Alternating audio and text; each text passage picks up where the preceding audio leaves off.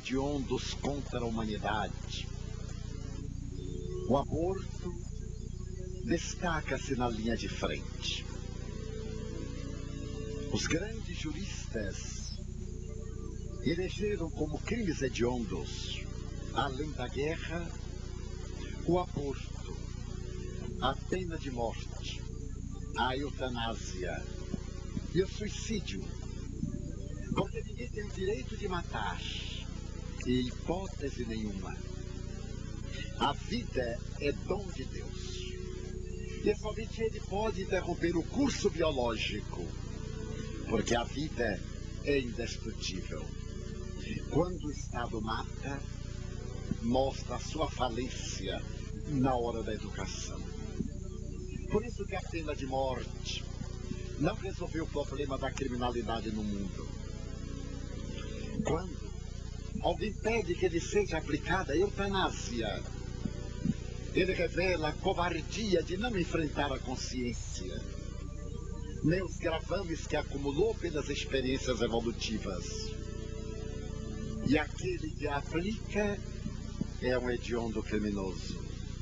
E aquele que a solicita é um suicida infeliz.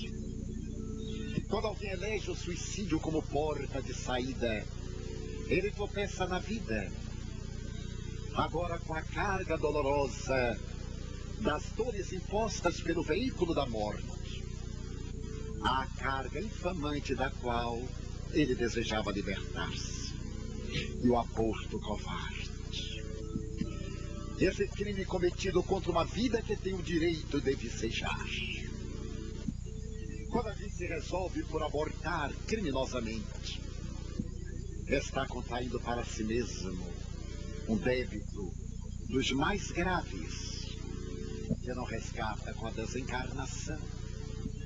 Porquanto a consciência de culpa, já afirmava o psicanalista, psiquiatra Carl Gustav Jung, desperta no período da menopausa, quando a mulher entra na fase das mudanças hormonais e do despertar da consciência. Acelerou um dos grandes pais da psicanálise, o eminente suíço de Zurique, que as suas pacientes traziam tormentos e transtornos comportamentais na área das manifestações psicóticas por haverem abortado. Na juventude, louçã ilusória, libertar-se de uma carga que foi buscada, libertar-se de um incômodo que foi procurado, parece a melhor solução. Será? Aquele ser rejeitado vai ficar na psicosfera de quem o abandonou. Aquele ser que possivelmente seria a redenção da genitora vai ficar suplicando oportunidade ou rebelando-se. E o homem covarde, que fecundou e foi adiante, deixando a mãe numa situação deplorável para enfrentar os preconceitos sociais, para enfrentar os desafios econômicos, para enfrentar-se a si mesma diante da família, ou para arrostar por toda uma existência alguns momentos de sensação e de falta de discernimento. No momento em que a ciência oferece tantos recursos preventivos à concepção, é injustificável o aborto. Mesmo quando a ciência médica propõe o aborto terapêutico, porque detectou no ser em formação mecanismos degenerativos para depois. É crime, porque nós temos o filho que a vida nos brinda para o ressarcimento, não aquele que queremos. Às vezes elegemos o filho saudável e os acidentes, e as ocorrências inesperadas, e a paraplegia, a tetraplegia, e as enfermidades degenerativas matá-los-emos. Então o aborto, sob qualquer aspecto que se apresente, constitui crime hediondo. Por que matar? O Dr. Nathanson, esse que somente ele manteve 2 clínicas de aborto na cidade de Nova York, ao conseguir fotografar o grito silencioso daquele ser que estava sendo assassinado covardemente, que pressentiu a lâmina que se adentrava para matá-lo e que se recolhe e dá um grito que o mundo não vê. Ele que era paladino do assassinato legal, matando a criança em formação, tornou-se o maior defensor de vidas fetais e apresentou um dos mais comovedores videocassetes dos problemas da vida e das angústias da morte. Os baldes onde foram atirados fetos de 5 meses, a indústria do aborto, os cosméticos feitos da placenta do ser abortado, mostrando o nosso primarismo. Allan Kardec, com muita propriedade já, a seu tempo, analisava a questão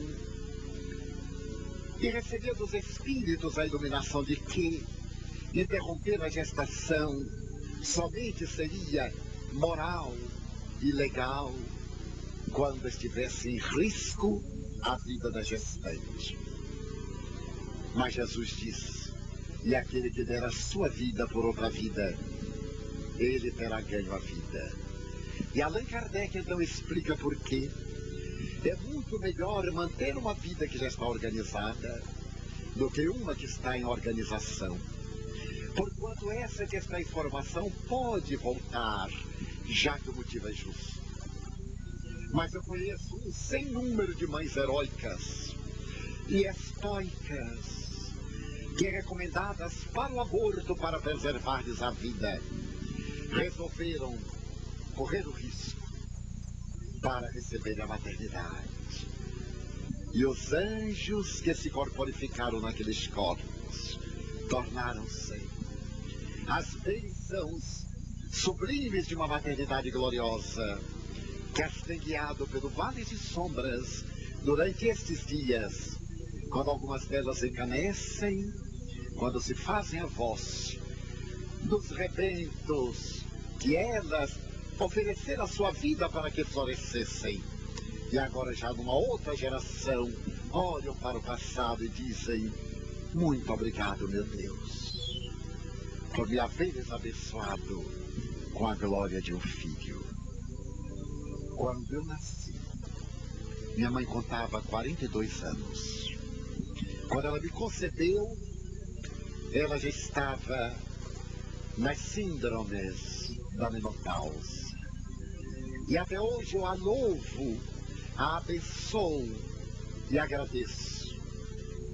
Porque se ela me tivesse interrompido a oportunidade luminífera que Deus me deu, como será que eu a veria?